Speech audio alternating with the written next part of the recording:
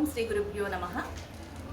పితృదేవతల పేరు మీద మనం ఏదైతే దానం చేయాలనుకుంటున్నామో అది ఎవరికి అర్హత ఉందో అలాంటి వ్యక్తులను ఎంపిక చేసుకొని మనము ఆహారము, వస్త్రాలు, గొడుగు, చెప్పులు, వాళ్ళకి ఇష్టమైనటువంటి ఆహార పదార్థాలను అన్నిటినీ కూడా సమర్పించాల్సిన అవసరం ఉంటుంది.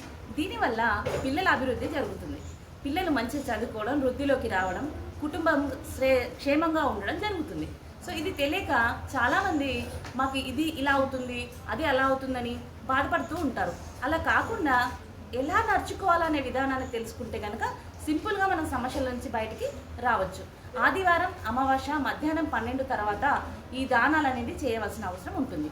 ఇది సాధారణంగా సింపుల్గా కూడా చేసుకోవచ్చు. సామాన్యుడి నుంచి ఎంత ఉన్నత స్థితిలో ఉన్న వాళ్ళైనా సరే దీన్ని చేసుకోవడానికి వీలవుతుంది. కాబట్టి తప్పకుండా అందరూ దీన్ని పాటిస్తూ అందరూ సుఖ సంతోషాలతో ఉండాలని కోరుతూ సర్వేజనో సుఖినో భవ.